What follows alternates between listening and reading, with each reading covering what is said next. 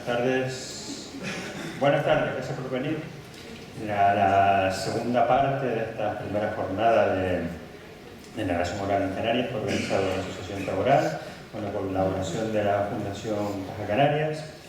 Y ahora estamos aquí en una mesa redonda que hemos llamado Ámbitos del cuento contado, porque estamos viendo, como lo dijo Fabio, creo que fue esta mañana en una de las charlas, que el cuento, además de ser una expresión artística y de estar en el escenario, pues tiene otras implicaciones dentro de la educación, de un montón de aspectos sociales y culturales.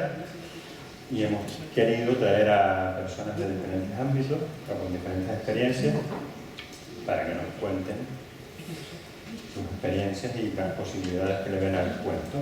Entonces empezamos, y tengo a mi... soy zurdo y un poco a mi derecha, ¿no? Sí.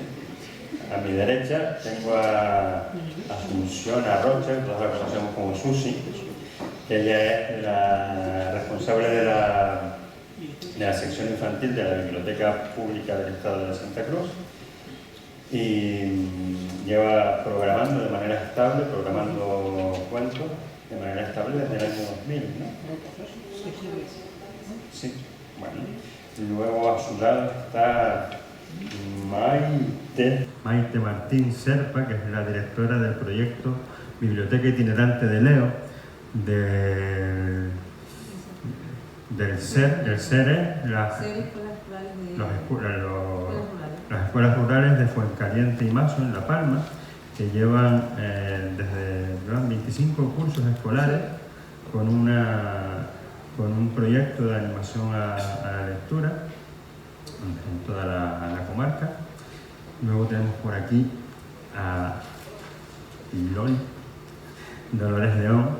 Ella es la bibliotecaria de la Biblioteca Municipal de Arucas, en Gran Canaria, y que la biblioteca pues, no solo es un sitio donde se va a estudiar y a alquilar, ¿no? a coger libros, sino que la han querido vincular a la cultura local del municipio, y ha utilizado la narración pues, con diferentes proyectos como Rescatando la Memoria y Los Labrantes de la Palabra. Especialmente Labrantes de la Palabra, luego nos hablarás de todo eso. Tenemos por aquí a Cristina Temprano, que es narradora oral, es docente, programadora del Festival del Cuento Contado Palabras al Vuelo en Lanzarote. Y tenemos a su lado a una persona que tiene dos nombres, Ana Cristina Guerrero cuando escribe, y Ana Griot cuando cuenta, porque es escritora, narradora. También la hemos traído por su faceta como recopiladora de historias y como editora, que se embarca en una aventura que se llama Los Libros de las Malas Compañías. Bueno, una vez hechas las presentaciones, ahora ellas se presentarán más, todo lo que quieran. Pues la primera pregunta que lanzamos, una pregunta concreta y cerrada, como debe ser, es: ¿qué importancia le das al cuento desde la experiencia que has tenido con el cuento en tu ámbito profesional? ¿Quién se anima? ¿Quién empieza? ¿Quién quiere empezar? ¿De aquí? Venga, empieza Susi. No jugarreta esto. El cuento... Repite la pregunta, por favor. Sí. Desde tu profesión, tú estabas en la biblioteca, en la sección infantil, y de repente un día algo ocurrió. Sí. Y dijiste, pues voy a empezar a programar cuentos aquí todos los sábados, cuando se abrían las bibliotecas los sábados. ¿Eso por qué fue? Vaya usted a saber. El cuento para mí, desde el punto de vista profesional, el cuento, bueno, y personal, porque para llegar a hablar del cuento a nivel profesional, en mi caso, tendría que empezar a hablar por el personal. Pero en la biblioteca, yo empecé en la parte infantil en el 90. Que conste que trabajo en esa biblioteca, pero hablo desde mi experiencia, no de la experiencia de... Claro. La biblioteca es muy grande y yo hablo del rinconcito que ocupamos, la biblioteca infantil. Y mi intención era que los niños no se frenaran al entrar en una biblioteca. que fuera un lugar agradable, cómodo, divertido y que no fuera el miedo el traspasar esa puerta, porque yo sí lo tuve en mi primera experiencia en una biblioteca y el cuento está ahí, el cuento forma parte de la biblioteca del cuento, van unidos, no existiría la biblioteca si no están los cuentos. Y una forma también de hacérselos llegar de una manera amena y también como un regalo y de una manera de compartir y de una manera de escuchar, de hacer caso a la palabra, de todas las cosas que se han hablado esta mañana, era ofrecerles sesiones de cuento. No me extenderé, pero yo cuando empecé en esa época intentaba contactar con otras bibliotecas públicas para trabajar para aprender. Yo me encontré ahí, después de 15 años trabajando con adultos, como, bueno, ¿y ahora por dónde tiro? Y me encontré bastante sola, por lo menos aquí, porque realmente hay muchas bibliotecas municipales, pero en aquella época, en el 90, libros infantiles, lo justito, y una mesa chiquitita para que leyeran cuentos, ¿no? Actividades, eso, ¿de qué me estás hablando, no? Y el primer contacto fue con las maestras que se interesaban por llevar a los niños a la biblioteca, y ellos me hablaban de lo que hacían en su biblioteca de aula. Pues empecé a prepararme, salí fuera, entregué, bueno, todas estas cosas, y dije, necesitamos programación de cuentos, y una programación que el niño se acostumbre a que, primero eran los viernes, cuando no había una programación fija, todos los viernes o el viernes X hay un cuento. Entonces me tocó la parte de pelea con los que están por encima. ¿A dónde vas? Con lo tranquilos que estábamos, sí, una biblioteca grande con una sección infantil, pero ¿de qué me estás hablando?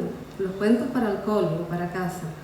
Pues esa fue una batalla grande, una batalla de años, y lo único que conseguía era, bueno, de vez en cuando, para un caso puntual, para la celebración del día X, puedes buscar un animador, pero un narrador, perdón. Pero costó mucho, y cuando por fin me dieron un presupuesto para, cállate, ya tienes presupuesto y adelanta y haz la programación que quieres, pues eso fue ya en el 2002, verano del 2002. Que es lo que Laura comentó esta mañana, que como bien me dijiste, Juan, ya habían empezado mucho antes, pero así de forma como muy puntual, cobrando casi nada, porque no había, y con el presupuesto de ya empieza, cállate, pero eso sí, llévalo los fines de semana, porque vamos a empezar a abrir los fines de semana. Bueno, hay que agarrarse a lo que uno pueda, guste o no guste, empezamos los fines de semana y fue un éxito, porque la gente necesitaba ese espacio, ese momento, y los sábados eran ideales para la familia. Se cerró hace 8 años los fines de semana, me volví a trasladar los viernes y sigo programando cuentos. ¿Me extiendo más o de momento no? Sí, de momento no dejo. No te preguntamos más cosas. Vale. ¿Qué más? Voy salteando así, para despistar. ¿Sí? Venga, dale tú. Venga, pues parecido a ella, yo llegué al SER hace 20 años, ya existía la biblioteca itinerante de Leo, se llama así, y nada, vimos un grupo, lo habían formado otros profesores, que algunos estaban ya, otros se habían ido, y pues un grupo de maestros que nos gustan los cuentos, que nos gusta narrar, no como ustedes, sino en clase, pues decidimos que la biblioteca tenía que tener otra finalidad que no fuera la de llegar al aula y coger un libro, sino que fuera el cuento algo esencial en el aula. Entonces, pues aparte de la biblioteca de aula, pues tenemos los rincones de lectura. En la asamblea siempre se cuenta un cuento, trabajamos mucho la lectura compartida, que los niños se expresen, y todo eso a través de no solamente la biblioteca de aula, sino esta itinerante que la llevamos por los centros. Somos un grupo, ahora mismo somos 5 profesores implicados, y todas las actividades que hacemos en días puntuales, como bien tú decías, pues van relacionadas al cuento o a que los niños creen un cuento. Buscamos que el niño esté implicado en todo momento en la creación del cuento, para ellos poder ay, para no me sale, vamos, que se desarrolle su imaginación, la creatividad y la realidad, que es importantísima. Y perder también la timidez a hablar en público, cosa que yo tengo mucho. Y nada, y pues ha sido satisfactorio. Si es verdad que lo mismo que decía ella, pues no tenemos muchos ejemplares y hemos tenido que tirar de padres, y la verdad que la comunidad educativa en Mazo Fuencaliente está con nosotros muy unidos, y siempre al final de curso pedimos donaciones de libros y ellos, vamos, se vuelcan. Siempre conseguimos que ellos nos traigan más ejemplares, y en todas las actividades, los padres que pedimos para una obra de teatro, que el niño tenga que exponer, que el niño tenga que, vamos, cualquier cosa, día del libro, que un padre tenga que contar un cuento, pues ellos siempre participan con nosotros, y nosotros pues estamos súper satisfechos. El cuento es imprescindible en nuestro ser. El cuento es imprescindible en nuestro ser. Qué bien.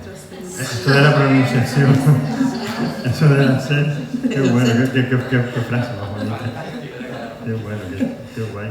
Bueno, pues de biblioteca en biblioteca, y tiro porque me toca.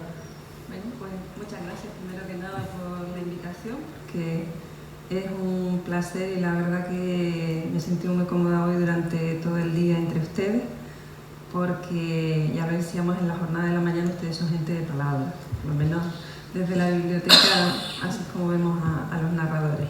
Para intentar contestar lo más concretamente posible a tu pregunta, Antonio, la importancia que le damos al cuento.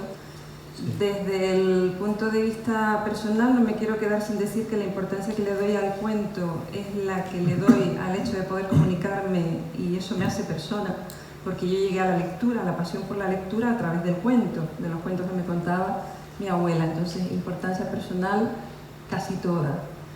Importancia profesional muchísima, porque las bibliotecas somos instituciones de la memoria, y la memoria está fundamentalmente en nuestra tradición oral y está en nuestra literatura. Entonces, en la biblioteca de Arucas, donde hacemos muchísimas actividades y de todo tipo, yo creo que si nos dieran a elegir, si por alguna circunstancia tuviéramos que decir qué es lo que mantendrían en la programación y qué es lo que quitarían inevitablemente, dejaríamos las sesiones de cuentos y dejaríamos los clubes de lectura, porque creo que son el tronco, son la base del trabajo que hacemos desde la biblioteca. En la nuestra concretamente, y ya tengo como institución de la memoria que creo que somos, surgió un proyecto que es uno de los que con más amor trabajamos en la biblioteca, que es el de Labrantes de la Palabra, a raíz de una convocatoria que hicimos en el año 1999, hace unos cuantitos años ya, de concurso de relatos cortos para mayores, que sigue manteniéndose en el tiempo. Ya tenemos una colección de 18 libros editados recogiendo esos relatos de los mayores, a los que se han incorporado con el tiempo, pues por ejemplo las convocatorias de Booktrailer, que es la incorporación tecnológica así más reciente. Pero desde la primera convocatoria de Rescatando la Memoria, cuando en aquel momento con la institución, con la Fundación Mafre y con la Asociación de Empresarios de Arucas, que fue con quienes nosotros trabajamos este proyecto en colaboración, cuando hicimos evaluación de la primera convocatoria, nos dimos cuenta de que faltaba algo, algo que conectara esa memoria con el relato. Y comentándolo con Antonio López, que había sido uno de las personas que impartió talleres para la escritura de relatos en Arucas, en esta convocatoria Rescatando la Memoria, y todos conocen a Antonio López, narrador profesional de Gran Canaria, de los que llevan más tiempo ejerciendo la profesión, llegamos a la conclusión de que faltaba algo como esto que fue el germen del grupo Labrantes de la Palabra. Faltaba la conexión con la gente portadora de la memoria, con nuestros mayores. Y ahí surge este grupo de 12 personas en aquel momento, en el año 2000, con los que empezamos a trabajar semanalmente en un taller permanente que lleva 19 años funcionando, en el que ahora hay como 40, 45 personas ya de diferentes edades. Algunos de los que comenzaron pues en sus inicios tenían 80 y tantos años, y hemos tenido pues la tristeza de perder a algunos en el camino, como como era de esperar, dada su edad, ¿no? Pero no cabe duda para nosotros de que son lo más valioso con creces que hemos hecho en la biblioteca de Arucas y no, para mí personalmente, si me preguntas, ya te digo que estaría orgullosa de lo que he hecho con Labrantes en la palabra, que no hubiera hecho absolutamente nada más en relación con el cuento y en relación con mi trabajo profesional en la biblioteca, porque es un trabajo que se ha hecho muy menudito, con mucho cariño y muy cocinado a fuego lento durante muchos años y que ha ido germinando en los colegios de nuestro municipio y de otros municipios, en las bibliotecas, en centros culturales, donde quiera que va Labrantes de la palabra, ahí deja su huella, ¿no? Entonces eso para nosotros es muy, muy valioso. Qué bueno. Qué guay. Cristina. Buenas tardes. Qué volumen. Yo quiero también empezar agradeciendo porque me siento muy feliz de estar aquí. Creo que es genial que se hayan organizado estas jornadas y yo sueño con que el año próximo este salón esté repletico. Así que a Tagoral lanzo el desafío, que seguro que en la segunda edición de las jornadas pues habrá mucha gente, estoy segura. Así que nos has preguntado... Desde tu profesión, que en este caso es narradora ahora, ¿qué importancia le das al cuento? ¿Qué importancia le doy al cuento? Usted es un poco reiterativo, pero...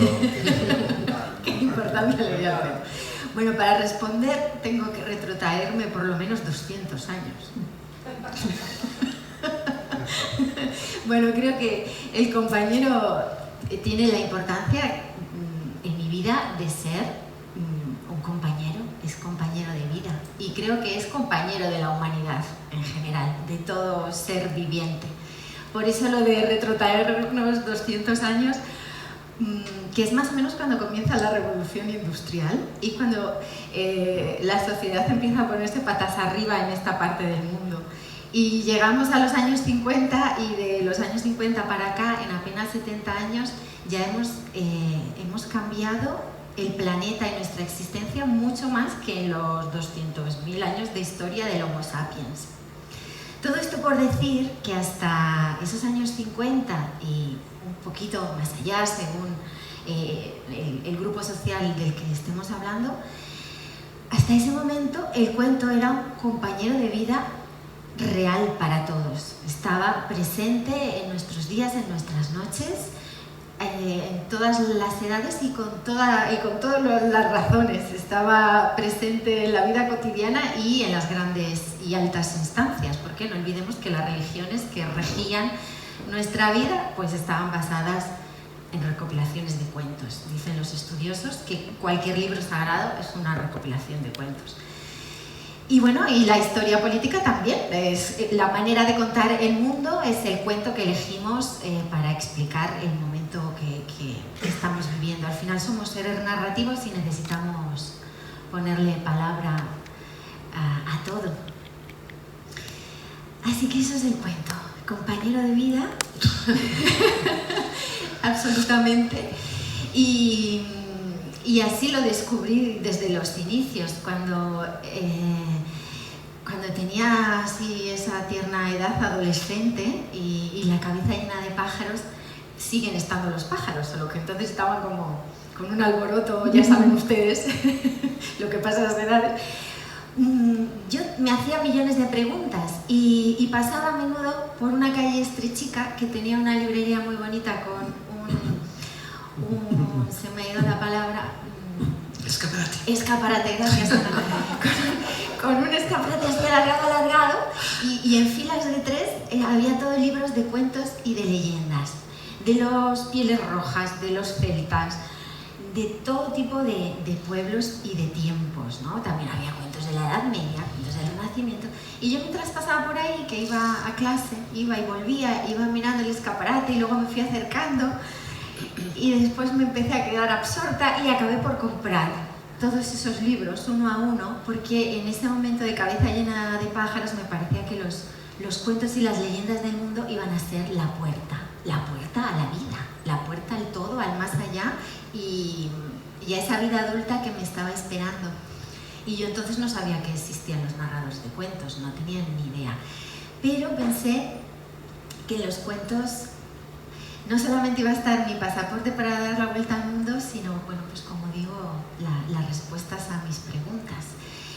Y los avatares del destino quisieron un buen día pues ponerme frente al público y que yo empezara a contar, y esta sensación pues se ha visto corroborada en los años que llevo siendo narradora y también programadora. Al final los cuentos pues sirven para eso, para quedarse con nosotros, para acompañarnos, para susurrarnos, a veces para darnos una respuesta o para abrirnos una puerta, encendernos una luz, para permitirnos vivir otras vidas. Como decía Paul Valéry, si no pudiéramos vivir un montón de vidas diferentes a la nuestra, no podríamos vivir. Esa evasión también es fundamental, y todo eso nos lo dan las historias.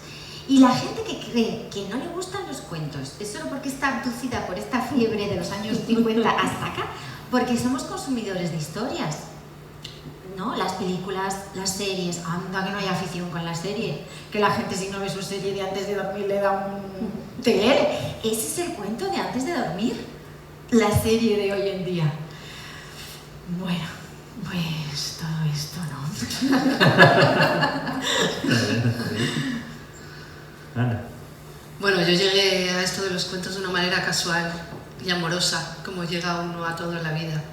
En el año 92 estaba haciendo una tesis doctoral que se titulaba Neopopulismo en la lírica culta del siglo XX. Que cuando uno hace una tesis le tiene que poner un nombre serio para que parezca que hace algo científico. Y en medio de esto mi tema era sobre lírica tradicional y sobre los límites entre la escritura y la oralidad en la lírica tradicional y su relación con los poetas cultos de comienzo del siglo XX. Y en medio de esto, en el Festival de Otoño de Teatro en Madrid, había una letra pequeña que ponía Festival de Narración Oral Escénica. Y fui a ver qué era aquello de la oralidad y me encontré con Francisco Garzón Céspedes, pero no era él quien contaba, eran Carolina Rueda y Moisés Mendelevitz.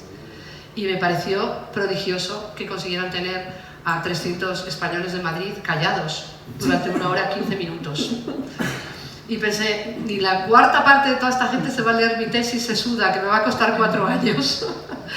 Así que dejé mi tesis y me puse a contar cuentos. Me formé primero porque yo venía al mundo de la universidad y estuve haciendo pues, talleres con Garzón, pero también hice cosas de expresión corporal, de voz, etc., ¿no? Mi ansia por formarme en esta cosa escénica que es la narración oral de cuentos. Antes de que llegara Garzón, en Madrid ya la gente contaba, porque había sucedido una cosa editorial, y es que Jacobo Stuart Fitzjames Martínez de Irujo, con quien yo trabajaba en ese momento, con quien trabajé 25 años, el hijísimo de la duquesa de Alba, conde de Siruela y dueño de Siruela, había publicado Narradores de la Noche, una obra de Rafik Shami, donde se habla de los narradores de Siria, que ya no hay porque están en guerra, pero antes había, que se llaman los Hakabatis, y que son los precursores de todas estas series, de todas las técnicas de las series televisivas, porque ellos cuentan en cafés y dejaban un cuento inconcluso que acababan al día siguiente. El cuento interruptus se llama esto, de mejores resultados que lo del coitus, debo decir. Entonces, al día siguiente acababa la historia que había comenzado el día anterior y comenzaba la historia. Pues todo esto de pronto llegó a la gente que tenía cafés teatros y se comenzó a contar en los cafés teatros. Luego llegó Garzón Céspedes por otras razones y un poco de la mano de Juan Tamariz y los magos, y esa gente que tenía necesidades formativas con respecto a eso, que hacían de una manera intuitiva, comenzó a contar. Pero bueno, yo llegué al mundo de la narración oral y contábamos al principio, nosotros no vivíamos de contar. Contábamos para beber, porque contábamos en los cafés teatros y éramos 5 contando, nos pagaban 200 euros y nos daban para la cena y la copa. Pero de pronto, en una de estas, me invitaron a contar en León, que es la tierra donde yo nací. Y cuando llegué me contaron que mi compañera del instituto, Monse, que era la tía más guapa del instituto, con un pelazo gigantesco y unos ojos increíbles, había contraído SIDA en un momento en el que SIDA no se curaba y la gente se moría de SIDA. Entonces fui a verla a su casa y me abrió la puerta su madre, que me conocía porque fuimos compañeras en el instituto 3 años, hasta que ella dejó el instituto por la droga. Y me dijo, Mons está en el salón. Así que me fui al salón donde estaba Monse y la vi tumbada en el sofá, envuelta en una manta, y había perdido el pelo, su melena arrebatadora. Se le habían caído los dientes y ya no tenía esa sonrisa que cautivaba a todos los chicos del instituto. Y me miró y me dijo, tengo frío, así que me acosté a su lado y la abracé. Y me dijo, ¿qué haces en Madrid? Y entonces contarle que estaba haciendo una tesis doctoral que se llamaba Neopopulismo en la lírica culta del siglo XX, que trabajaba para el conde de Siruela, Jacobo Stuart Fitzgerald, Martínez de Irujo, me parecía un rollo, así que le dije, cuento cuentos. Y me dijo, cuéntame uno. Y empecé a contar un cuento tradicional. Y a medida que yo iba contando el cuento, los ojos de mi amiga Monse se llenaron de vida. Aquella boca sin dientes comenzó a sonreír y empezó a agitarse. Y cuando acabé el cuento me abrazó, emocionada, y me dijo, qué cosa tan bonita y tan importante haces, Ana. Mi amiga Monse se murió 2 semanas más tarde. Y yo pensé que si para ella en ese momento contar cuentos era lo más importante del mundo, sin duda debía serlo. Y fue en ese momento cuando decidí hacer de esto, que es contar cuentos, mi profesión. Porque para mí los cuentos nos entroncan y nos ponen en eso tan importante y tan necesario que se llama vida, sin la que ni la cultura, ni la política, ni la economía, ni nada tiene sentido. Así que para mí los cuentos son para vivir. Wow.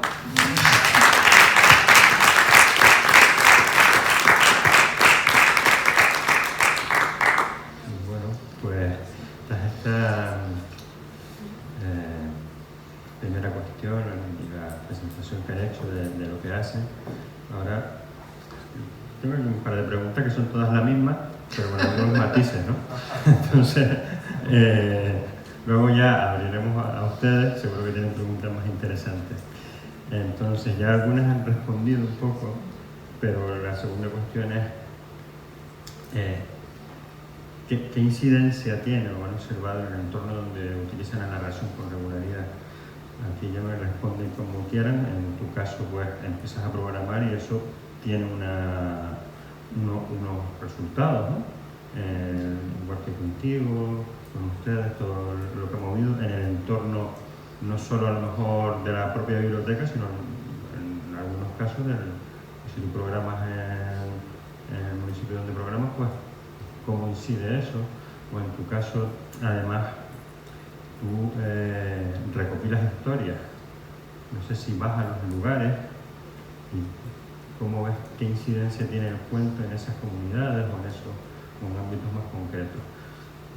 Pueden ir respondiendo por orden, se pueden ir pisando con educación, eso sí, como quieran. ¿Quién quiere responder primero? Si me permites, acabo de recordar una anécdota que viene un poco también enlazada con lo que Ana acaba de contar, pero a la inversa. Esta incidencia que tú dices que puede tener el cuento, ¿no? Yo estoy convencida que el cuento crea comunidad. Y una de las anécdotas que me lo demostró fue la llamada que recibimos un día en la biblioteca de un chico, estaba estudiando en Madrid, canario, pero estaba estudiando en ese momento en Madrid, ya había terminado su carrera y su intención era hacer una tesis. Este chico había estado en algunas de las sesiones de cuentos que Labrantes en la Palabra acostumbraba a hacer tanto en los centros escolares como en los institutos y tal. Entonces, él termina de hacer su grado en educación y se le ocurre que su tesis tiene que ser una cosa que no se le ha quitado de la cabeza en todos los años que lleva estudiando, y es la memoria oral que transmiten los Labrantes de la Palabra y cómo ha sido el trabajo que han hecho con los centros educativos a lo largo de esos años de existencia del grupo, ¿no? Es como un círculo que de repente se cierra, como has contado tú, pero desde el lado inverso. Y eso fue un toque de atención también para nosotros, ¿no? En el sentido de decir, oye, parece que no estás haciendo nada y sí que estás haciendo, estás sembrando esa semillita que en algún momento vuelve hacia ti porque has germinado. Sí.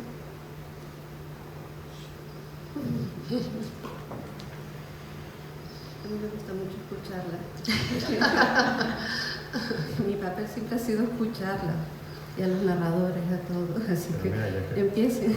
Ya que has abierto esta cuestión de la memoria oral, desde la gente mayor, Yo pasaría ahora, te paso la pelota, cuando ustedes trabajan precisamente con la gente pequeña, ¿no? Y en el caso tuyo, también ellos mismos crean historias o narran. ¿Eso cómo, de qué manera incide en los lugares donde ocurre? Porque además estamos hablando de municipios pequeños, no sé si aislados, depende de la zona. Sí, la zona es aislada. ¿Cómo eso repercute, si ves algún tipo de repercusión tanto en el ámbito educativo como a lo mejor local? Bueno, nosotros, a ver, no sé si me voy por la tangente, pero nosotros creemos que la narración oral, el estimular a los chicos a que hablen, pues incluso contarles, pues es recuperar la escucha también, porque vivimos en un mundo, no sé si me estoy yendo, pero bueno, vivimos en un mundo que lo que vemos nosotros en el aula es que los niños quieren las cosas, las tienen ya, que tienen un mensaje, pues el WhatsApp, el tal, la Play, o sea, todo es rápido, rápido. Entonces, el sentarse a escuchar lo que alguien les cuenta, al imaginar, yo estaba oyéndote y estaba pensando en esto, al imaginar, a sentir todo eso que el narrador les transmite o nos transmite a los oyentes, a los que estamos escuchando, pues creemos que es importantísimo porque a veces nos olvidamos de eso, de los sentimientos más profundos, o sea, la tristeza, la soledad, todo eso se transmite y hemos visto que es importantísimo en los niños pues incidir en eso, en que ellos se sienten, escuchen, participen y muestren también lo que sienten, porque muchas veces cogemos un libro y sí es verdad que pues yo me considero buena lectora y sí, me voy con vuelo, fantaseo y tal, pero cuando alguien me cuenta algo, pues es que lo vivo y vemos que los niños, vamos, la mirada, cuando hay buenos narradores, o sea, no es caso mío evidentemente, yo lo hago amateur, pero la mirada, incluso tú piensas terminar el cuento de una forma y ellos no te llevan por otro lado. ¿Y por qué no pasa esto? ¿Y por qué? Y entonces, pues, creo que es importantísimo. No sé si contesté, no sé. Yo estoy aquí como divagando también. Pero vamos, que es importantísimo descubrir esos sentimientos en el niño y además encontrarnos nosotros cuando contamos, yo cuando cuento algo en la asamblea, pues me estoy encontrando también con las miradas de ellos, me estoy encontrando con mí misma, me estoy descubriendo a mí cosas que yo digo, pero ay, mira lo que estoy sintiendo, qué bonito, o me estoy emocionando con esto que estoy contando, e incluso a veces se saltan las lágrimas cuando un niño te dice cualquier cosa, y pues eso creo que es importante, el volver otra vez a los abuelos, a la leyenda, a la vivencia, a que te sientes y escuches y tengas la paciencia para escuchar. Vivimos muy rápido, muy ajetreados. Eso que vivimos en La Palma, pero vivimos muy rápido, estamos muy ajetreados.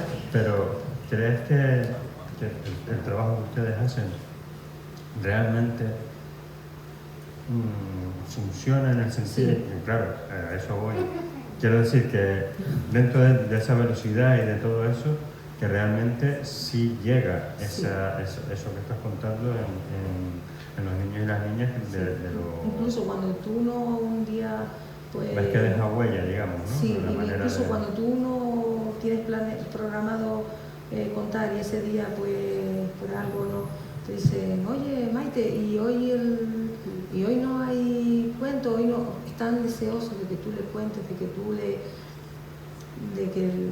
le cuentes, de que le narras cualquier cosita, aunque sea y sí, ¿Y tiene eco en el resto de la isla? ¿Ese proyecto? ¿No sabes? No, nosotros este año nos pidieron el proyecto, otras comunitarias, para llevarlo a cabo. No sé si lo llevaron a cabo, pero nosotros sí llevamos, te digo, 25 años. Ahí se está haciendo esto. Sí, llevamos 20 y de verdad que estamos súper contentos. Hemos tenido algunos bajones. Ahora este año nos metimos en la red, bueno, llevamos 3 años en la red de Vivescam y este año estamos con jóvenes lectores también, con jóvenes lectores y sí, los niños de nuestras unitarias les encanta leer. Les encanta el cuento, o sea, hemos llevado cuentacuentos, nosotros decimos cuentacuentos, tal vez están mal, narradores, lo siento, y vamos, y es alucinante lo que que a ellos les gusta, desde los pequeños. A veces subestimamos a los grandes, no, que ya están en sexto, esto no, pues les encanta. Y la llegada de la caja, eso es una caja con libros, vamos, no es nada. Pues la llegada de la caja, ellos se lo rifan, tienen su bibliotecario y ahora te toca a ti. O sea, yo creo que estamos haciendo una semillita, sembrando la semillita. Pero también porque ellos llevan, Leo es un dragón, ¿no? Sí. Claro, Leo, aparece con un dragón, me imagino que eso impacta también, ¿no? Leo es un dragón chino y si solo sale al final de curso. ¿Viene el dragón? Sí, al final de curso, en el festival de final de curso, y todas las actividades del curso siempre giran en torno a la espera de que salga el dragón en el festival de la biblioteca, se llama así, Festival de Biblioteca. Y bueno, ellos sí lo esperan con ansia. Y nosotros también, la verdad que nos emocionamos cada año con Leo. ¿Y lleva cuánto? 25 años. O sea que ya esos niños ya... Sí, ya hay padres, bueno, sí, algunos hay padres, sí, hay padres que tienen a sus niños ahora que han vivido Leo. Ok. Vale. ¿Qué más? Si puedo intervenir por retomar lo que acabas de decir, que me ha venido la imagen escuchándote. Has dicho que están plantando semillas y a mí me ha venido la imagen del árbol podado que rebrota.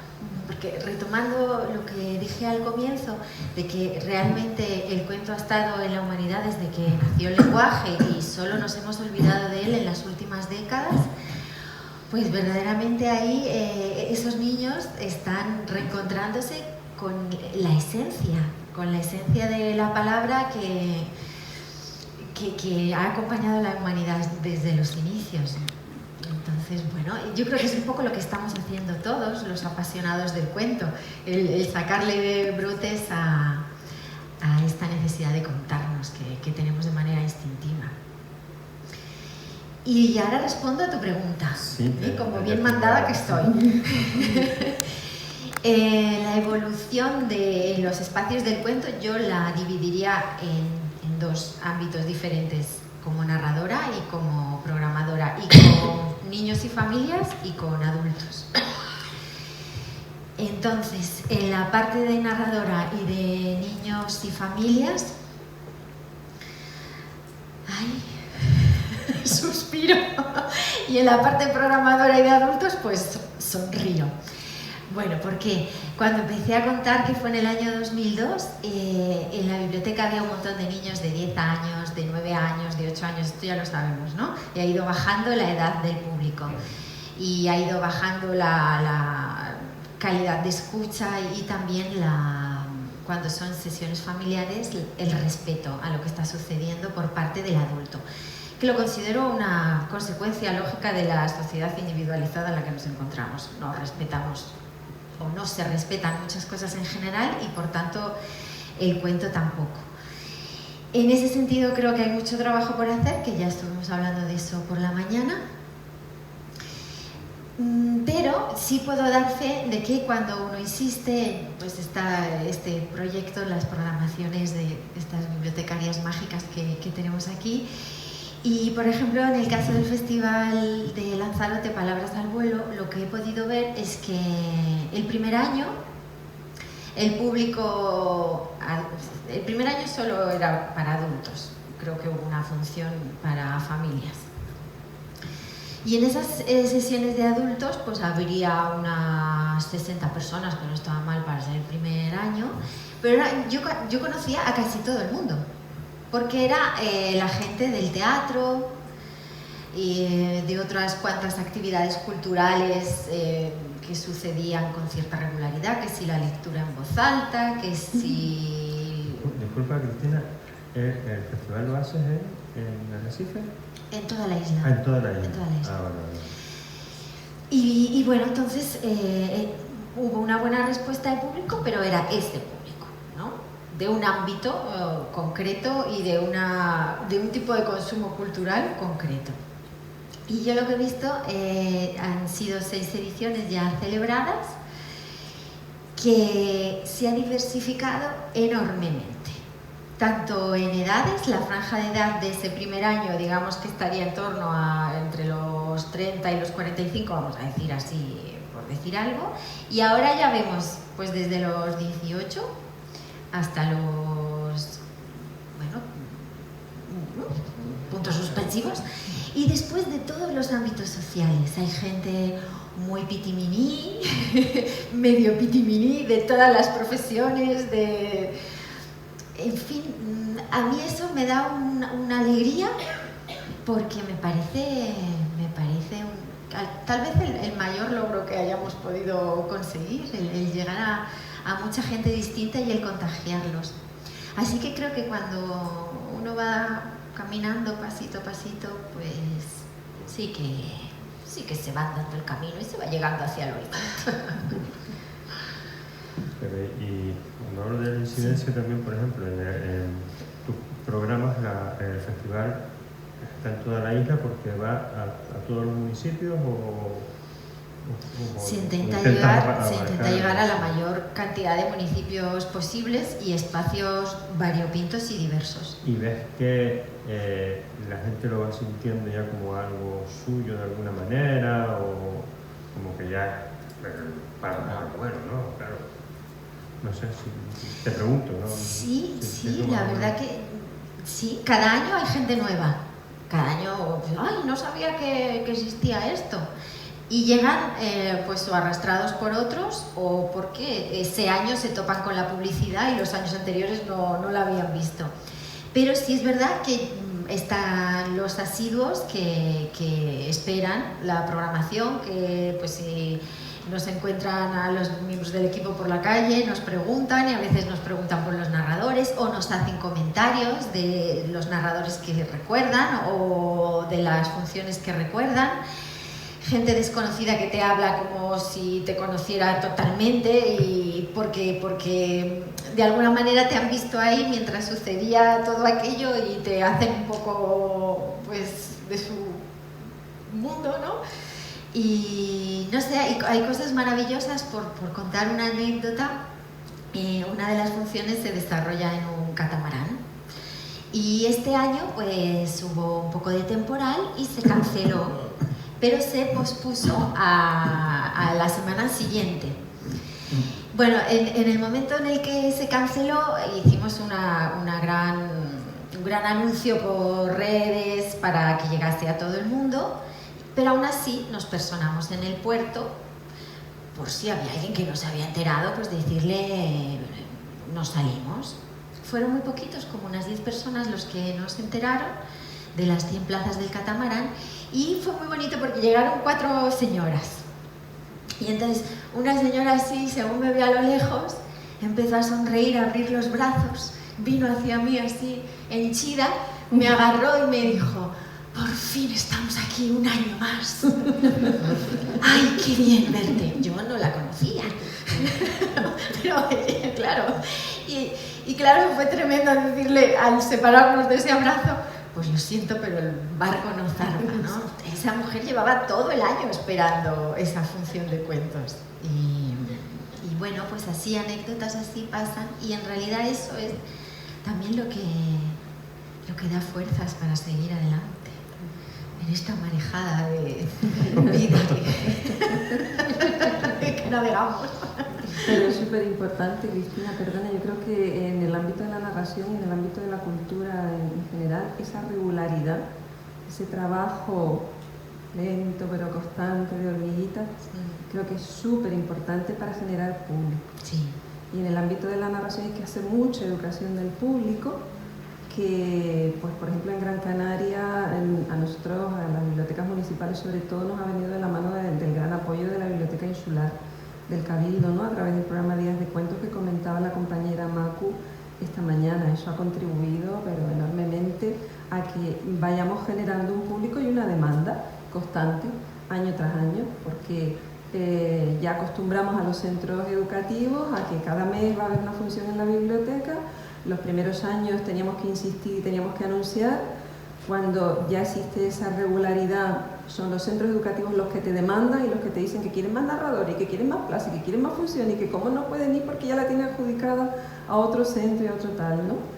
Y esa regularidad, esa demanda, pues por ejemplo es la que hace que en plena crisis, en plenos años así de terrorífico que comentábamos también, pues por ejemplo en la Biblioteca de Arucas tenemos que apostar por unas cosas sí, por otras no, en función del presupuesto.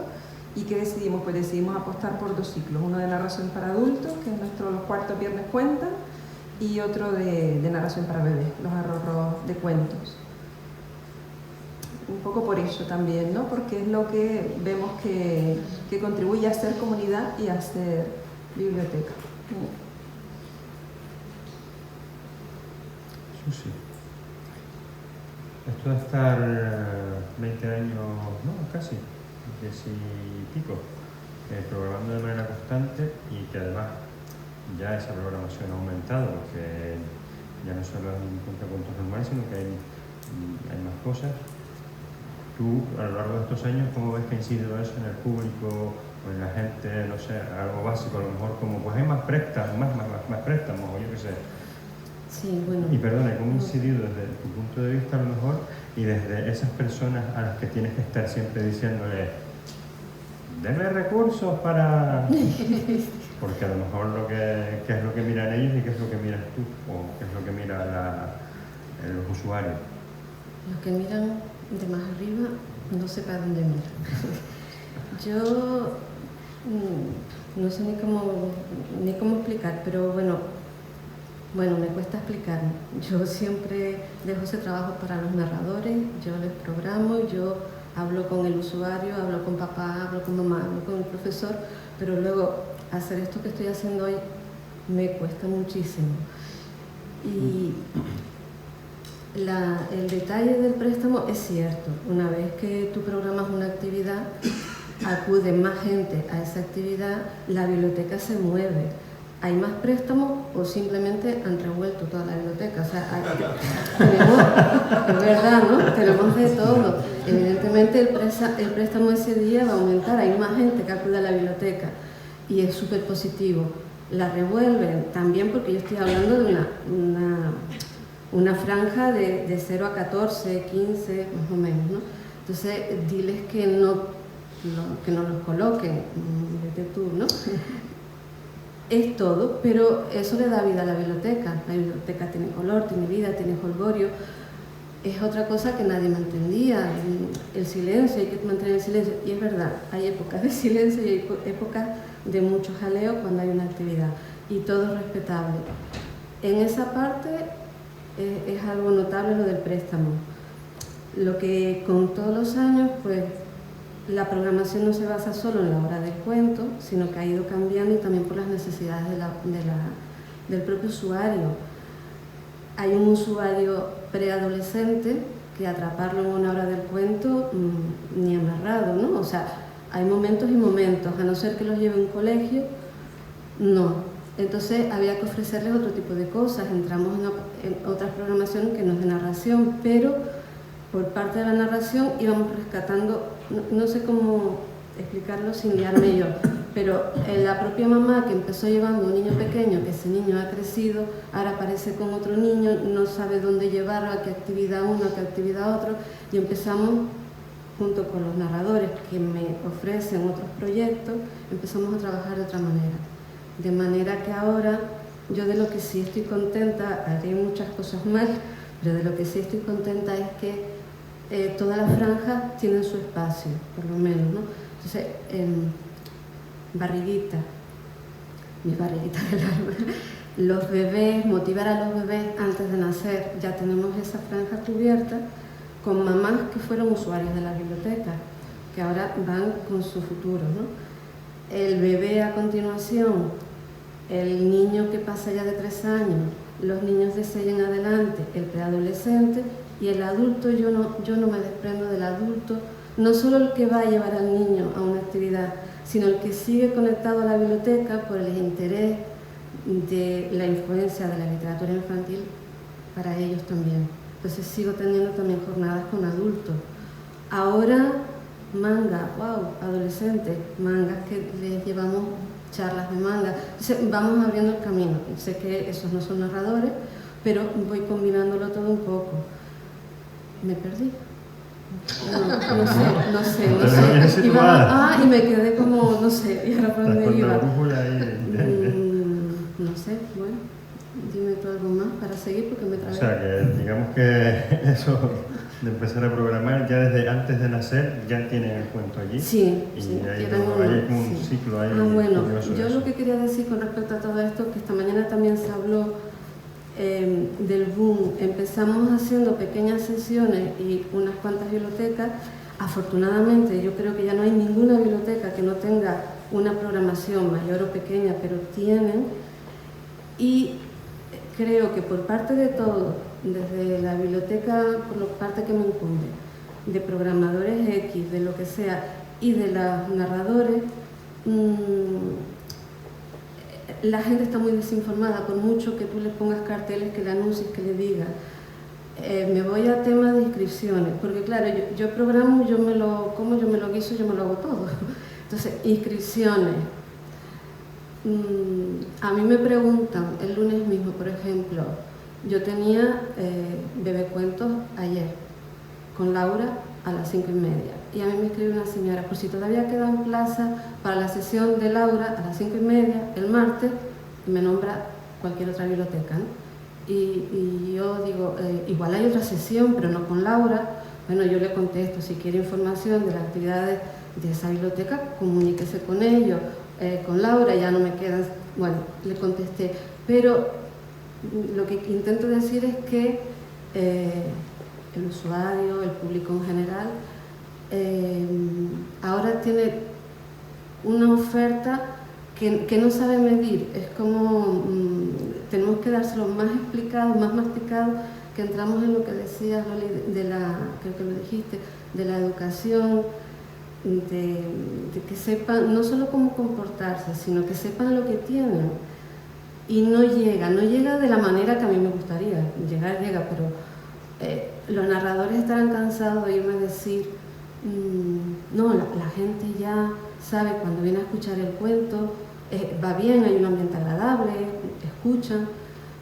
Se acaba el curso escolar, porque vamos por cursos escolares, vuelve otra, vamos a decir, camada nueva, y te das cuenta que no, que volvemos otra vez a tener los mismos problemas que parecía que ya estaban solucionados en cuanto que ellos sepan a lo que van. Entonces, vuelta otra vez a educar, y ahí me pierdo yo un poco en qué hacemos los bibliotecarios, los narradores, qué hacemos, cómo guiamos todo eso. No sé quién tiene que guiarlo entre todos, pero no sé de qué manera. Hay algo que nos falta ahí por matizar.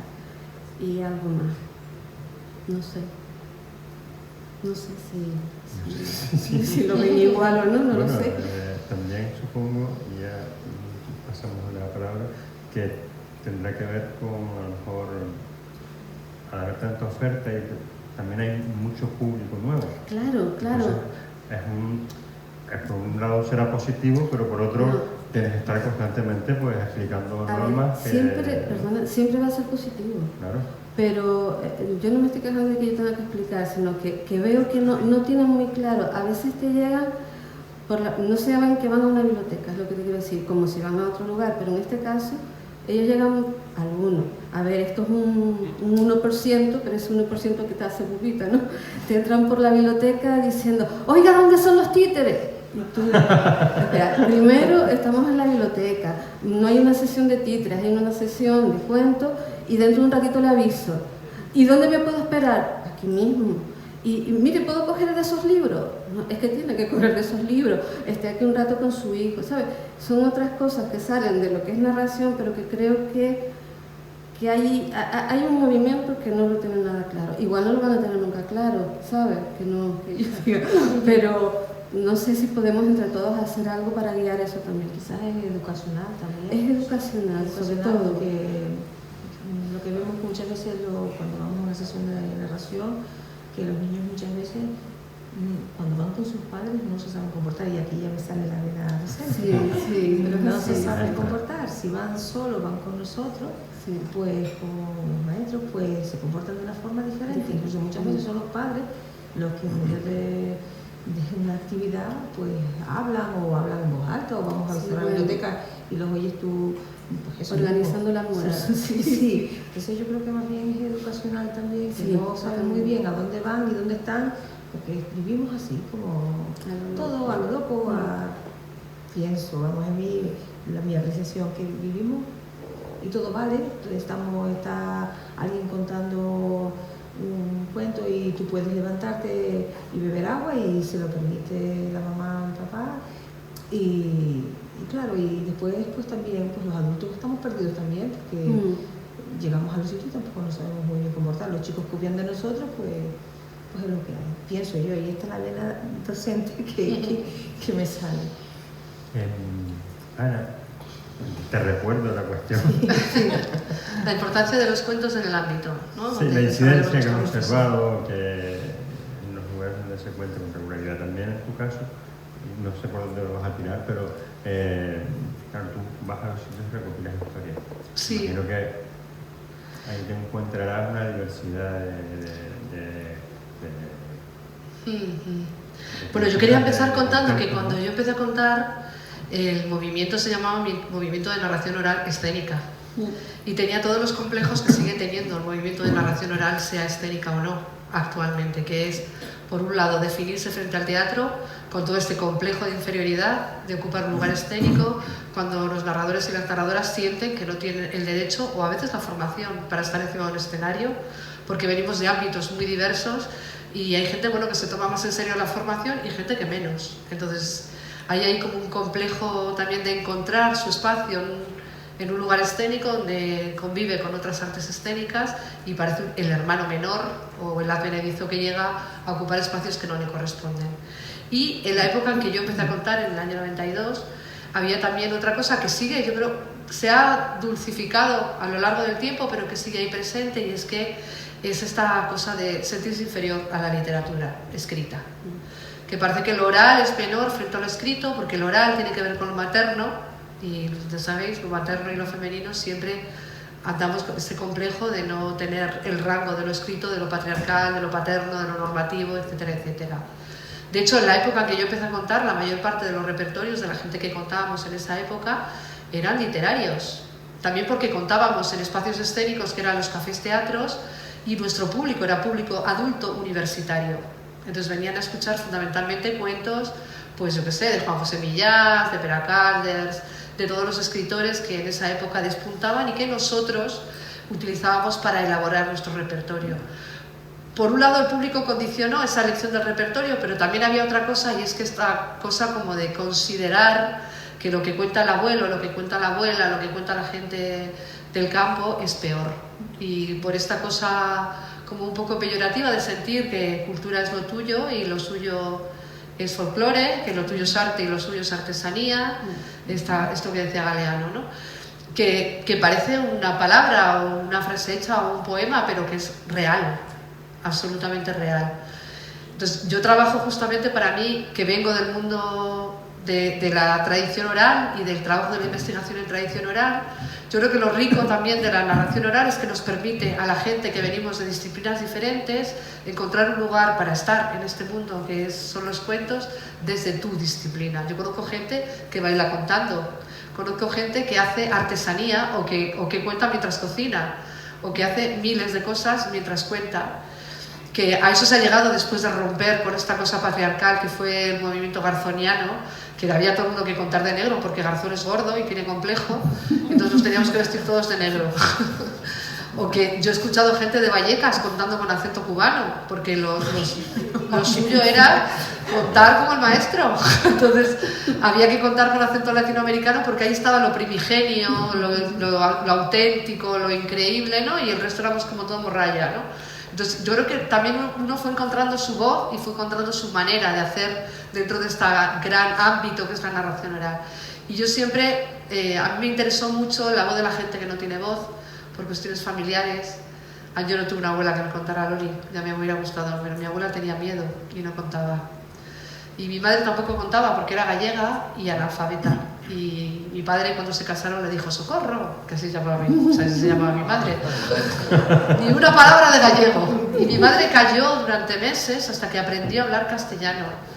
Y a mí nunca me contó un cuento porque los cuentos que escuchaba, ella los sabía en gallego y tenía prohibido hablar gallego.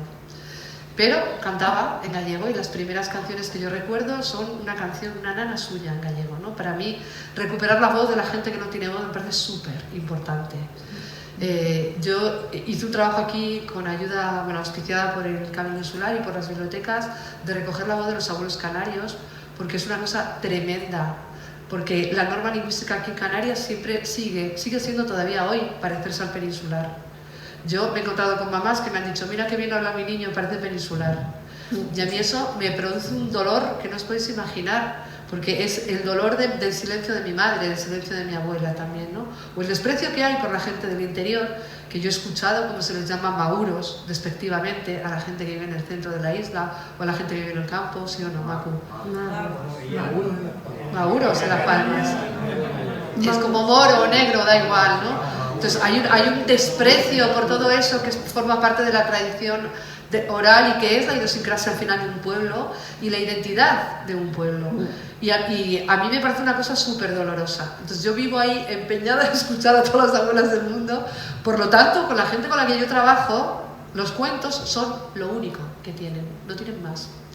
Porque además piensa que en el mundo la literatura es oral.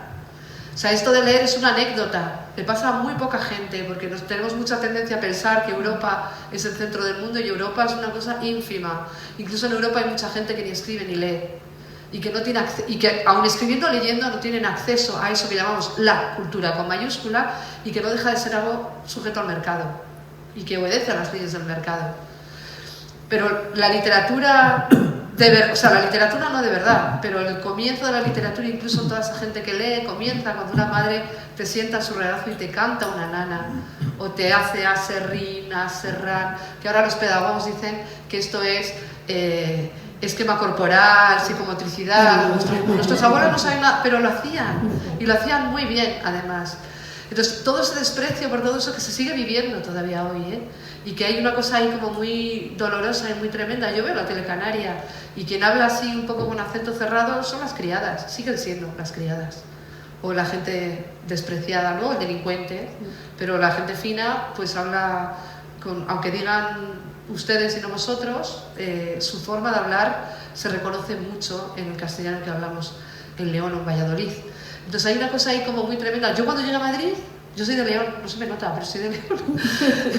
Uno de los primeros trabajos que tuve trabajaba con la gente que venía de Canarias o que venía de Andalucía o de Extremadura, gente de teatro que venía a probar suerte en Madrid, y no los contrataban si no hablaban con acento del centro. Sigue siendo así. Y sigue siendo así, claro.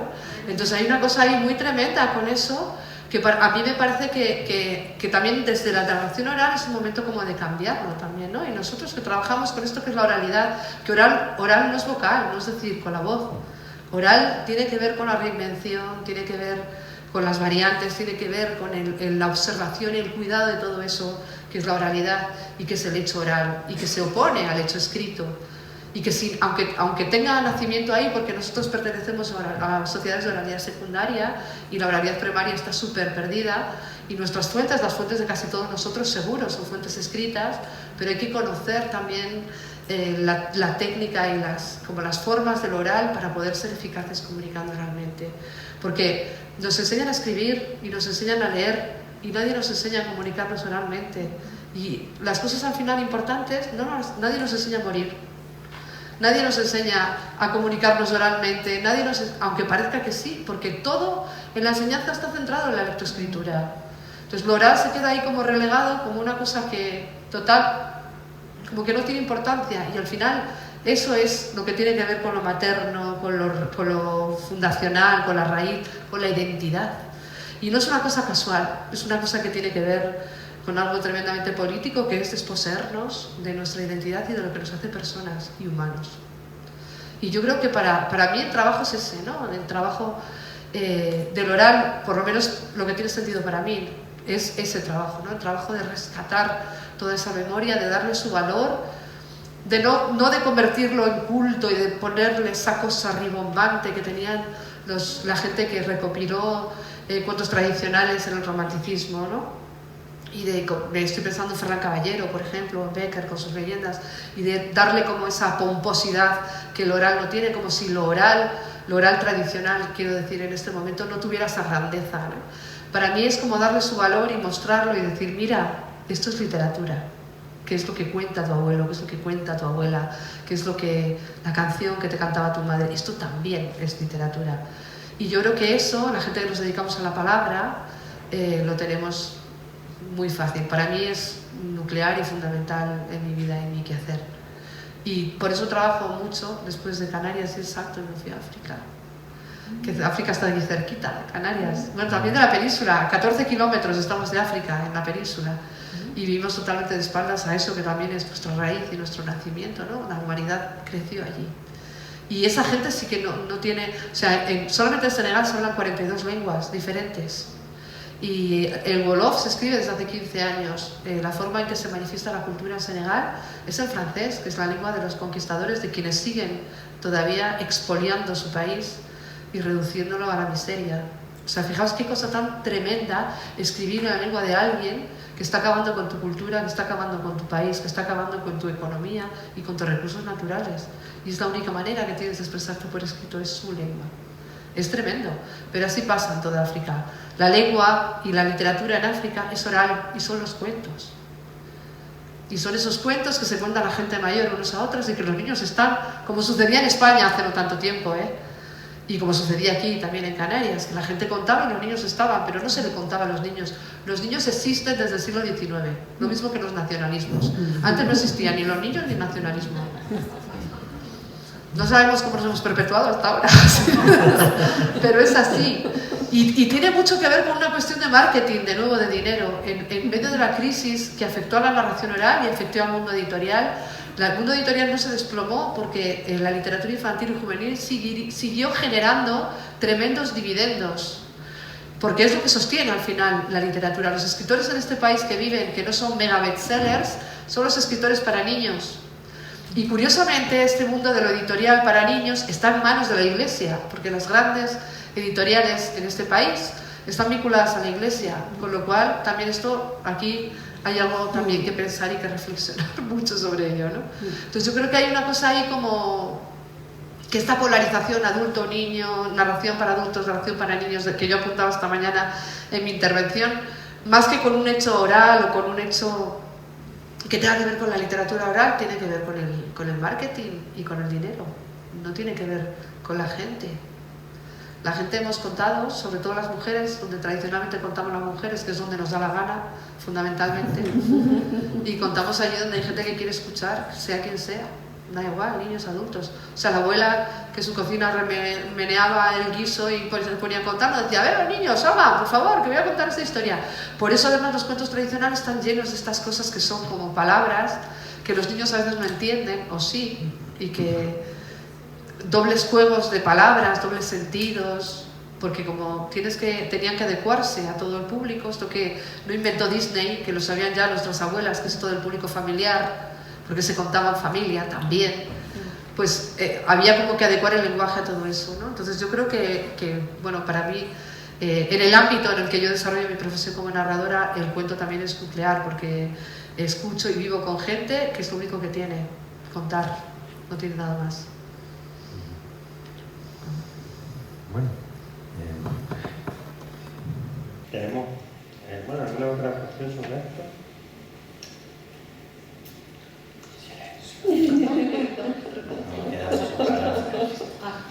Hay muchas cosas más que una cosa lleva a la otra. Yo, por ejemplo, tenía otra cuestión aquí que no sabía si nos iba a dar tiempo.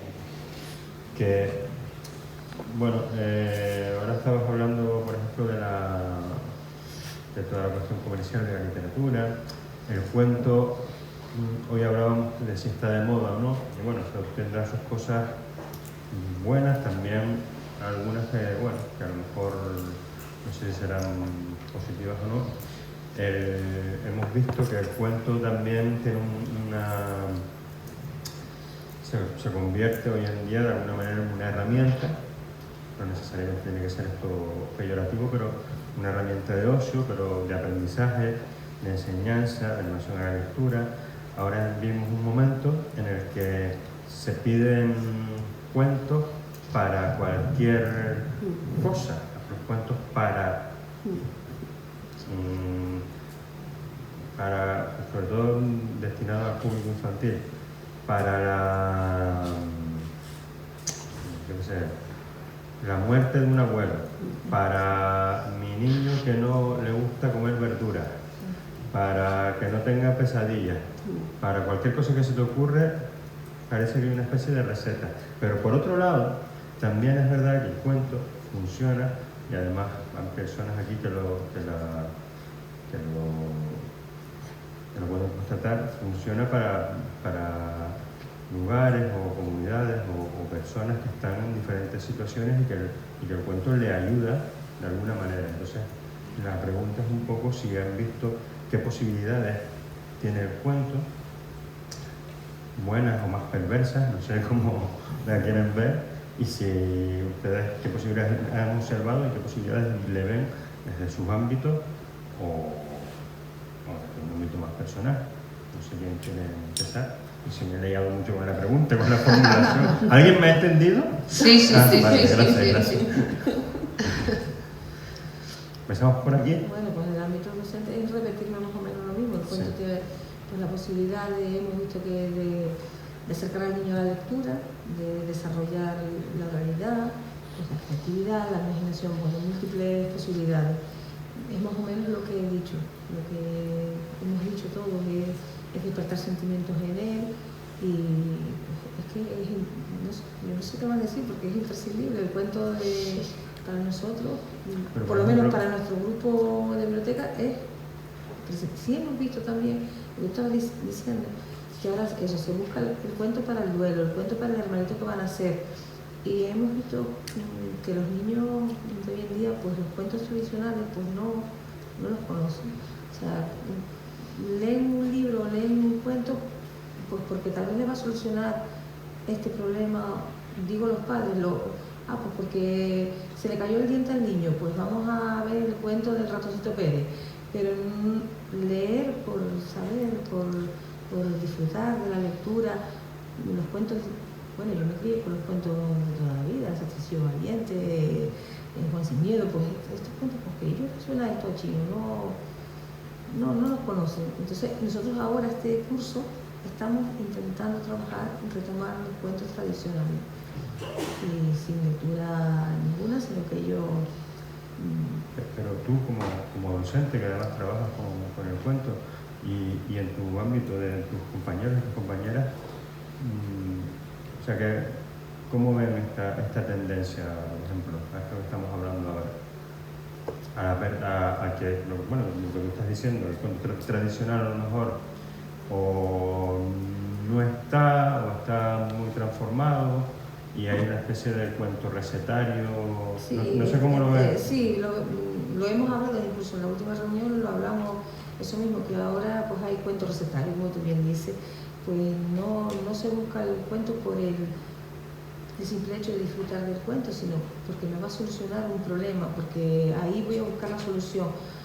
Yo tengo 2 hijos y nunca, o sea, cuando vamos a una librería, ellos han elegido, o a una biblioteca, ellos han elegido el cuento porque les ha gustado el título, o porque he estado en casa, o porque les gusta la portada, o por ver, pero nunca porque yo lo he buscado porque va a solucionar. Ahora sí vemos que los padres muchas veces buscan en el cuento la solución muchas veces a las dudas, a los problemas, a las vicisitudes que tiene la vida, no sé. Eso sí lo hablamos en la última reunión de biblioteca, que hay como una desviación, no es para disfrutar, no es para que el niño cree, para que el niño imagine, para que el niño se vaya a otro mundo, se evada, no, es para... No, porque es que se le cayó el diente y el niño tiene que... ¿Cómo le voy a explicar que el diente se le cayó? Pues como... Y viene el rato... Es como, no sé si me estoy explicando. Sí, sí. Vemos, píldora, sí, como una aspirina pues por eso, porque también es verdad que en este mundo que vamos tan rápido, queremos la solución rápida. Me duele la cabeza, tomo el paracetamol y tal. Entonces, pues también el cuento me sirve para esto. Todo va rápido, solución, para que el niño no se frustre. Justo eso. Yo desde la bibliotecaria tengo que confesar que siento bastante repelús por el intento de manipulación pedagógica del cuento. Esto que comentábamos antes, ¿no? Del intento de utilizarlo no solo en el sentido temático, pues por ejemplo en el hecho de que concretamente pues me llamen a la biblioteca para decirme si Ladrantes de la Palabra puede ir porque es el Día de Canarias a contar cuentos canarios, o porque es el Día del Medio Ambiente a contar cuentos de reciclaje, ¿no? Este tipo de historias. Igual que me da también bastante repelús el hecho de que igual en ocasiones se utilice la literatura en los centros educativos exclusivamente con una finalidad pedagógica y no de disfrute, ¿no? Hay que leer tal cosa porque hay que leerla, pero subráyame los sustantivos, ¿no? Oye, ¿te gustó? ¿Qué podemos sacar de esto? ¿No? ¿Qué aprendiste o qué tal? Entonces yo creo que es bastante más eficaz todo lo que tiene de irreverente el cuento contado, todo lo que tiene de llegarte más a la emoción y al sentimiento que al raciocinio, que es lo que conecta con la parte más humana que tenemos. De hecho, al raciocinio te llegan o te solucionan algo cuando pasan por la emoción. Cuando pasan por la emoción. Si no, no sirven para nada, absolutamente para nada, ¿no? Y esa es la gran moda, producto del mercado.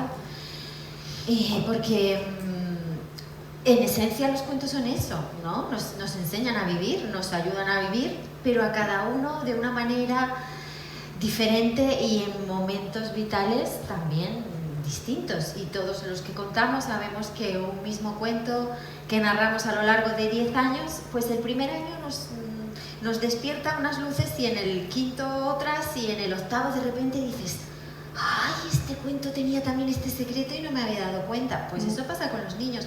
Es curioso que por una parte los hemos subido a un altar y son el centro de la vida, de la existencia de la sociedad de consumo y hay que tratarlos con algodones, y por otra parte también los estamos tildando de tontos, dándoles eso. Porque es que además, yo creo, no se ríen en nuestra cara, pues a lo mejor pues porque no cuentan todo lo que sienten, pero estoy segura de que los niños se pasan esos cuentos por el forro. Esa expresión es así como muy malsonante. Hay muchas más.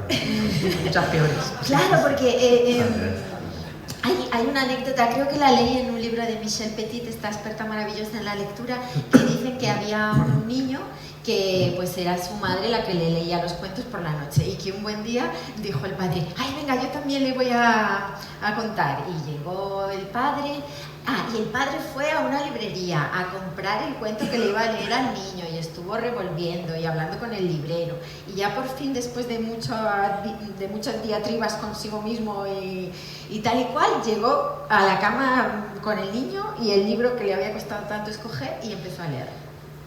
Y según lo leía, pues cada tanto se paraba para explicar el mensaje profundo que contenía el cuento. Y después se paraba para: ¿has visto lo que ha hecho Juanito? Esto no se puede hacer. Porque claro, y así iba haciendo una parada tras otra hasta que al final su hijo le dijo: papá, tengo un sueño, por favor, dejamos el cuento aquí. Y mañana dile a mamá que venga a contármelo. Porque los niños no quieren sermones ni discursos, igual que nosotros no los queremos. Cuando nos viene alguien ya así de frente a convencernos, cuando vemos a los testigos de Jehová venir de lejos, salimos corriendo, sabemos que nos van a comer la cabeza. Pues los niños lo mismo. Cuando llegamos con un cuento de esos ya saben que le vamos a comer la cabeza y desconectan y no les llega. O sea, no sé, yo lo que no entiendo es por qué no se ve, por qué hay tanta ceguera frente a esto. Es como una mala película. Cuando vemos una mala película es en esos domingos de desesperación a las 3 de la tarde, cuando realmente no tenemos otra cosa que hacer, pero que a los 10 minutos de empezar la película ya sabemos lo que va a pasar a los 15 minutos, a los 30, a los 40, a los 60. Bueno, nos la tragamos. O no, claro, nos vamos a dormir y ya está, para eso sirve. La película que te llega, el libro que te llega, es el que te enciende, el que te emociona. Y a partir de ahí cada uno saca lo que tenga que sacar, que es, además, es insondable lo que está bullendo en el interior de cada persona. Y pasa con los cuentos o con cualquier otra materia que se trabaja en el colegio, ¿no? A veces es por esto ¿cómo se llama esta tendencia? La de Vygotsky, el constructivismo, ¿no? Que se basa en que primero hay que encontrar el interés del niño y a partir de conectar con ese interés ya se plantea cómo transmitirle los conocimientos educativos que uno desea, ¿no? Pues es lo mismo, ¿no? Con el cuento, ¿no? De nada sirve que lleguemos con el discurso preparado, ¿no? Yo me estaba acordando de lo que tú estabas diciendo, muchas veces tenemos que sentir la culpa porque le mandamos a leer a los niños, somos los que imponemos la lectura, lo que tú estabas diciendo. Entonces, pues los chiquillos, sobre todo los adolescentes, y en los institutos, pues imponen tal libro que a los chiquillos no les llega, vamos. Y lo que se crea es el efecto contrario. El rechazo. El rechazo a la lectura, el rechazo a cualquier cosa que les vaya a contar. Y bueno, también lo digo por experiencia, porque tengo un hijo adolescente, entonces pues cuando le mandan a leer lo que a él no le gusta, pues no, él quiere elegir su lectura, como es lógico, como elegimos los adultos, o escuchar lo que él quiere escuchar. Y cuando cogemos el cuento para subrayar sustantivos, para buscar personas, pues eso pues no está haciendo ninguna labor. A mí me gusta mucho las etimologías y la palabra leer. Me gustan las etimologías porque en León hay un refrán que dice: mujer que sabe latín ni tiene marido ni tiene buen fin. Y leer viene de legere y significa escoger. Leer en latín es coger un cedazo, echar el trigo con la cáscara, hacer así y separar. Eso es leer, separar la cáscara del trigo. Por lo tanto, el componente de escoger, el leer, es fundamental. Y quien tiene que escogerlo es el padre, es el niño. Y además hay una cosa importante, y es que el arte tiene que tener una finalidad en sí misma, porque si no deja de ser arte. Tú coges un váter, lo sacas de un cuarto de baño, lo pones en el TEA y lo conviertes en un objeto artístico. Si lo usas para cagar, es un váter. Entonces es muy importante tener en cuenta esto y no perder de vista que el mensaje poético se caracteriza por ser ambiguo y autorreflexivo. Decía un señor que se llamaba Chomsky. Pues que decía esto, que el lenguaje poético tenía que ser ambiguo y autorreflexivo, hablaba de esta capacidad que tiene la literatura de funcionar a un nivel connotativo, no denotativo, de sugerir, de ser un símbolo, de aludir a una realidad que no es, de aludir a una verdad que no es la realidad. Hay un señor maravilloso que yo adoro, que se llama Gustavo Martín Garzo, que tiene un libro que se llama Una casa de palabras, que yo creo que deberían leer todos los narradores del mundo. Si no lo habéis leído, ya lo estáis comprando. Y dice que los cuentos no hablan de la realidad, hablan de la verdad. El dragón puede ser que no sea real, pero habla de la verdad, del miedo que nos da eso devastador, que a veces es la naturaleza y que irrumpe como un dragón destruyéndolo todo. Eso es la verdad, ¿no? Y yo creo que ha habido como una confusión, porque en el comienzo, en esto de que los niños aparecieron y existieron, se recogieron para ellos y se adaptaron para ellos los cuentos tradicionales, que son maravillosos porque siempre el donante es algo que irrumpe del mundo de lo mágico. Y se llaman maravillosos también porque hablan de los símbolos. Bueno, pues hubo a comienzos del siglo XX una corriente liderada por un montón de maestras, sobre todo en los países nórdicos, que decidieron que esto de lo maravilloso apartaba a los niños de la realidad, les daba herramientas que no les servían para la vida y que entonces había que hacer cuentos apegados a la realidad de los niños. Y surgió así una literatura realista para niños, que nunca había surgido, porque los niños no tenían literatura. Y apareció pues estas cosas, ¿no? El plato de Blandy-Brook para los niños que no les gustan las espinacas, el arte de la Bazi para controlar esfínteres y todas esas cosas, ¿no? Tuvo que venir Harry Potter para mostrar, y del éxito editorial de Harry Potter, para mostrar que de verdad le gusta a un niño, ¿no? Hay lecturas que son las elegidas por los niños que casi siempre no tienen que ver con esta instrumentalización de la literatura ni de los cuentos, y las que les gustan a los padres. Entonces hay ahí a veces como una dicotomía increíble que hace que los niños aprendan a leer, no por el disfrute, sino por la instrumentalización de la literatura. Y en eso yo creo que la escuela ha jugado un papel increíble, porque yo creo que cuando los cuentos se utilizaron en la escuela, fundamentalmente no, afortunadamente por parte de todos los docentes, pero lo que se buscó fue su carga educativa, y no el contar por el contar, el disfrutar por el disfrutar, el leer por el leer, sino el aprovechamiento pedagógico de todo eso que era la lectura, el libro y el cuento. Y yo creo que había estado fundamentalmente el problema, sí es un problema. Porque también es verdad que esto de que la gente busque respuestas en los cuentos, esto que está súper de moda, que es el cuento healing, esta cosa del cuento curativo, tiene sus raíces ancestrales también, ¿eh? Hay gente que cuenta para curar y que le cuenta a una pata que está enferma esperando que esa pata se cure por la historia, etcétera, etcétera. Esto de lo curativo de los cuentos te entronca con los chamanes también, y con esto de los cuentos y su capacidad para transformar la realidad. Está ahí en la base de esta moda tremenda, ¿no? Que nos horroriza a todos. A mí la primera, quiero decir que tiene como un fondo tradicional, lo que pasa es que la cosa en la que se articula acaba siendo absorbida por el mercado editorial, sobre todo, para hacer éxitos editoriales que son unos bluff, que no tienen... Y ahora con la literatura para niñas, todavía elevado a la N. Yo me niego, perdón. No, ¿has acabado? Sí. Iba a decir así muy rápido que veo un paralelismo con otros momentos en los que está instrumentalizado el cuento en general. Por ejemplo, pues cuando lo han tomado las religiones para hacer los libros sagrados, ¿no? Ya estaban circulando esos cuentos, ya se contaban y entonces, bueno, pues la Iglesia los toma y los utiliza para, desde el púlpito, adoctrinar. Bueno, pues ahora es otra manera de adoctrinar y otra manera de utilizarlos así, ¿no? Sin más. Estamos soltando sermones con la idea de crear una respuesta unificada a la complejidad de la vida, cuando en realidad se debería sencillamente pues contar cualquier cuento para que contar cuentos, buenos cuentos, y que cada cual active su cerebro, su capacidad cognitiva y saque las conclusiones que quiera. Bueno, pues eso, que a lo largo de la historia se ha utilizado muchas veces así y estamos en otro de estos momentos.